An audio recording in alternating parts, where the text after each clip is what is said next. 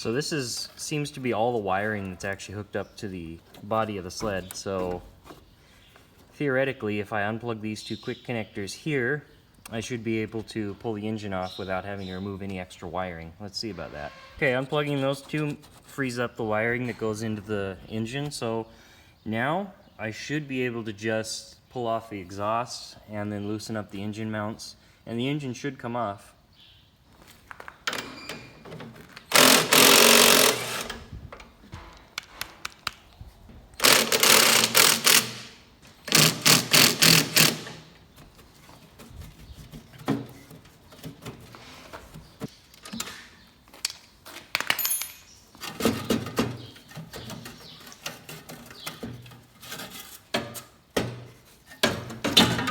Okay.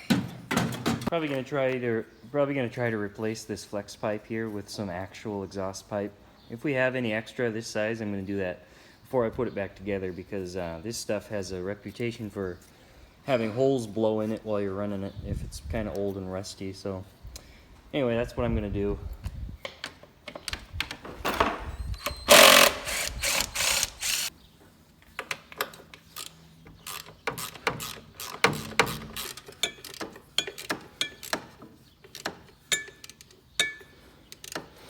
Okay, so what I figured out about these engine mounts is that they're carriage bolts underneath.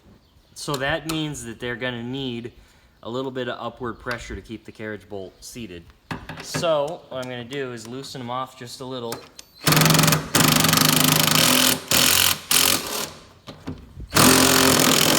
And once they start to come free, you're going to have to get the screwdriver underneath here and pry up just a little bit to keep pressure on the carriage bolt on the other side.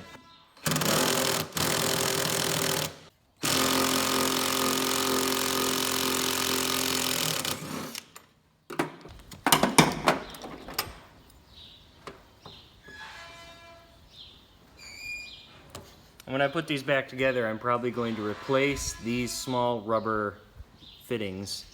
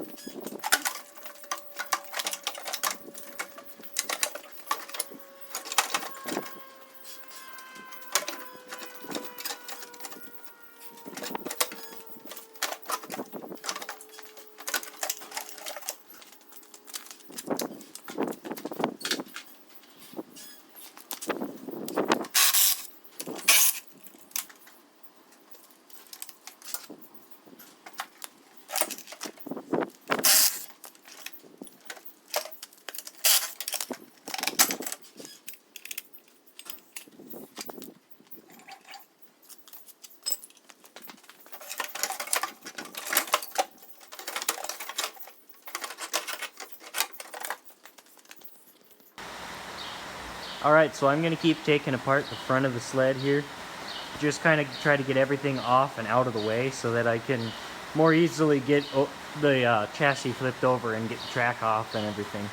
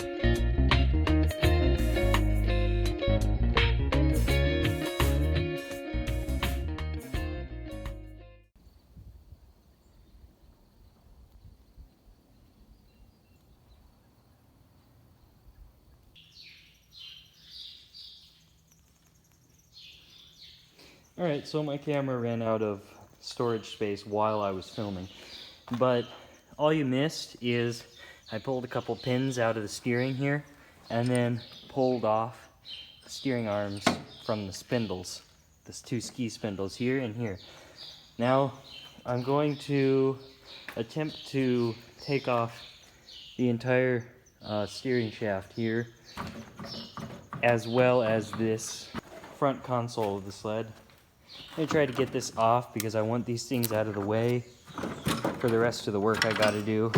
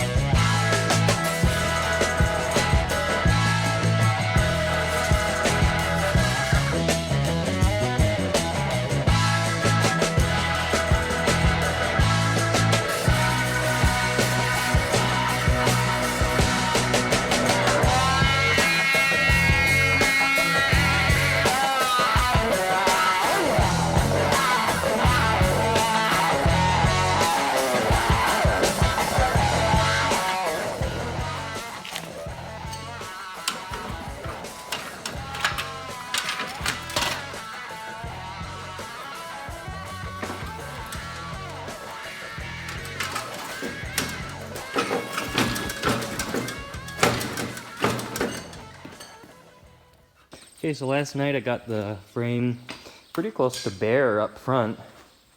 Guess there's still the shaft mount here, but I'm not really sure I'm even going to take that one off. We'll see, I guess. What I am going to take off, though, I'm going to take off the seat and see if I can get this off from back here. I just want as much off of the frame as I can so that I can easily do stuff like set the frame upside down in order to get the track off underneath and things like that. I just want to make it more convenient to work on.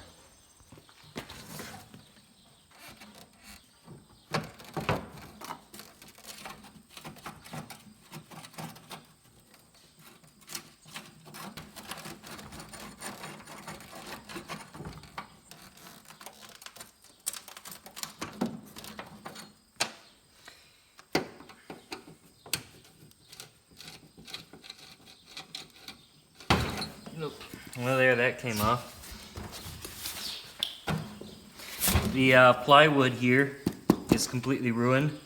I'm definitely going to have to replace the base of this seat, which means I'm going to have to carefully take all these staples out so I don't damage the cover. And I'm just going to have to replace the base of the seat, which I did on another sled last year, so it shouldn't be too hard, but yeah, it's just one more thing to do later. And of course, I'm not going to reuse the screws either. Because as you can see, that screw is just a little bit rusted in the middle. Just a little bit. Just a little bit, meaning there's almost nothing left. Probably break it by hand if I wanted to.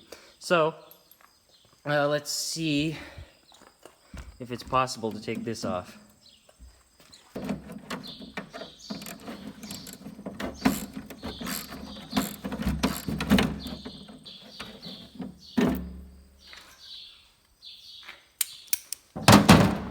The reason that was so hard to get off is because, yeah, it's got a flat screw on the end of it.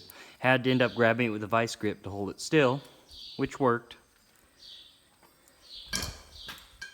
Also, this little rubber damper here for the kickstand, I'm probably going to have to replace because it's split. It's sitting on the bolt like that. Probably just going to replace this with a piece of rubber cork or something that I can drill a hole in. It'll work exactly the same. So yeah.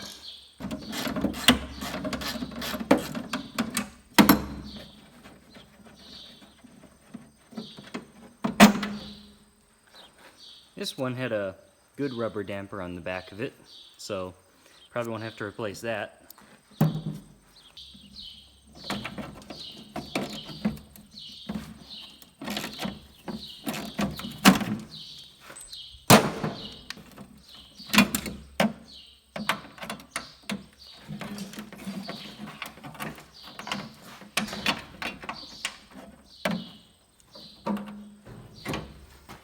Okay, well I'm gonna take off this kickstand now.